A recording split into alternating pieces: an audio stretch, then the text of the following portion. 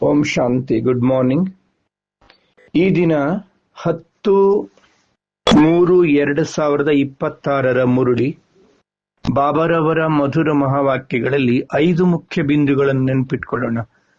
ಮೊದಲನೇದಾಗಿ, ಮಧುರ ಮಕ್ಕಳೇ, ದೇಹ ಅಭಿಮಾನವು ದೊಡ್ಡ ಕಾಯಿಲೆಯಾಗಿದೆ. ಈಗ ನೀವು ಮಕ್ಕಳು ಆತ್ಮ ಅಭಿಮಾನಿಗಳು ಆಗಬೇಕು. ಯೋಗ ಬಲದಿಂದ ಕರ್ಮಭೋಗದ ಮೇಲೆ ವಿಜಯವನ್ನ ಪ್ರಾಪ್ತಿ ಮಾಡಿಕೊಳ್ಳಿ, ಆಗ ಕರ್ಮಾತೀತ ಆಗುತ್ತೀರಿ. ಮೂರನೇದು, ಬಹಳ ಮಧುರ ಹಾಗೂ ಶೀತಲರಾಗಬೇಕಂತ ಬಾಬಾ ಹೇಳ್ತಾರೆ. ನಾಲ್ಕನೆಯದು, ಗೌರವ ಕೊಡುವ ರೆಕಾರ್ಡ್ ಚೆನ್ನಾಗಿರಿಸಿಕೊಂಡು ಖುಷಿಯ ಮಹಾದಾನ ಮಾಡುವ ಪುಣ್ಯಾತ್ಮಗಳಾಗ್ರಿ. ಐದನೇದು, ಪ್ರತಿಯೊಂದು ಕ್ಷಣವನ್ನ ಅಂತಿಮ ಕ್ಷಣವೆಂದು ತಿಳಿದುಕೊಂಡು ನಡಿರಿ, ಆಗ ಎವರೆಡಿ ಆಗಿರ್ತೀರಿ ಅಂತ ಬಾಬಾ ಹೇಳ್ತಾರೆ. 5 ಬಿಂದುಗಳು: ಆತ್ಮ ಅಭಿಮಾನಿ, ಯೋಗ ಬಲ, ಬಹಳ ಮಧುರ ಹಾಗೂ ಶೀತಲ, ಪುಣ್ಯ ಆತ್ಮ, ಎವರ್ ರೆಡಿ. ಇಂದಿನ ಚಿಂತನೆ: ನಾನು ಆತ್ಮ ಎವರ್ ರೆಡಿ, ಸದಾ ಸಿದ್ಧ ಜ್ಯೋತಿ ಬಿಂದು ಆಗಿದ್ದೇನೆ.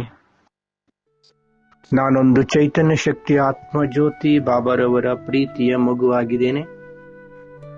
ಪರಂಧಾಮದಿಂದ ಈ ಸಾಕಾರ ಸೃಷ್ಟಿಗೆ ಬಂದು ಶರೀರವೆಂಬ ಉಡುಪನ್ನ ಧರಿಸಿಕೊಂಡು ಪಾತ್ರವನ್ನು ಅಭಿನಯಿಸ್ತಾ ಇದ್ದೇನೆ.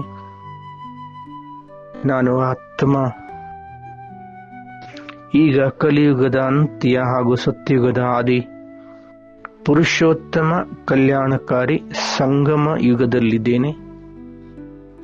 ನಾನು ಆತ್ಮ ಈಗ ಆತ್ಮ ಅಭಿಮಾನಿಯಾಗುವ ಪುರುಷಾರ್ಥ ಮಾಡುತ್ತಿದ್ದೇನೆ. ನಾನು ಆತ್ಮನೇ ಆಗಿದ್ದೇನೆ. ನಾನು ಆತ್ಮ ಯೋಗ ಬಲದಿಂದ ಕರ್ಮಭೋಗದ ಮೇಲೆ ವಿಜಯವನ್ನ ಪ್ರಾಪ್ತಿ ಮಾಡಿಕೊಳ್ಳುವ ನಾನು ವಿಜಯೀ ಆತ್ಮನಾಗಿದ್ದೇನೆ, ಕರ್ಮಾತೀತ ಆತ್ಮನಾಗಿದ್ದೇನೆ.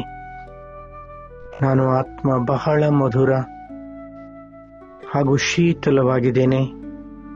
ಶಾಂತ ಸ್ವರೂಪ, ಅತಿ ಮಧುರ ಆತ್ಮ ಜ್ಯೋತಿ ನಾನು ಆತ್ಮ ಸರ್ವರಿಗೂ ಸಹ ಗೌರವವನ್ನು ನೀಡುವ, ಸದಾ ಖುಷಿ ಆನಂದದಲ್ಲಿ ಹರ್ಷದಲ್ಲಿ ಇರ್ತಕ್ಕಂಥ ನಾನು ಪುಣ್ಯಾತ್ಮನಾಗಿದ್ದೇನೆ. ನಾನು ಆತ್ಮ ಪ್ರತಿಯೊಂದು ಕ್ಷಣವನ್ನ ಅಂತಿಮ ಕ್ಷಣ ಎಂದು ತಿಳಿದುಕೊಂಡು ನಡೆಯುವಂತಹ, ಸದಾ ಎವರೆಡಿ ಆಗಿರುವ ನಾನು ಆತ್ಮ ಜ್ಯೋತಿಯಾಗಿದ್ದೇನೆ. ನಾನು ಆತ್ಮ ಬಿಂದು. ನನ್ನ ತಂದೆ ಪರಮಾತ್ಮನು ಸಹ ಬಿಂದು ಆಗಿದ್ದಾರೆ. ನನ್ನ ನಿಜವಾದ ಮನೆ ಪರಮಧಾಮ.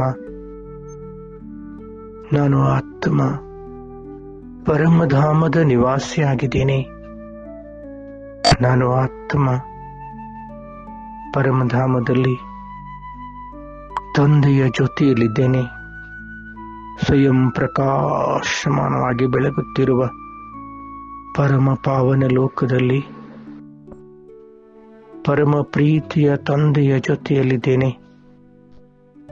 ತಂದೆಯಿಂದ ಅಪಾರ ಸ್ನೇಹ, ಶಕ್ತಿಶಾಲಿ ಪವಿತ್ರತೆಯ ಕಿರಣಗಳು ನನ್ನ ಮೇಲೆ ಬೀಳುತ್ತಲಿವೆ. ನಾನು ಶುದ್ಧ ಹಾಗೂ ಪವಿತ್ರನಾಗಿದ್ದೇನೆ, ಶಕ್ತಿಶಾಲಿಯಾಗಿದ್ದೇನೆ.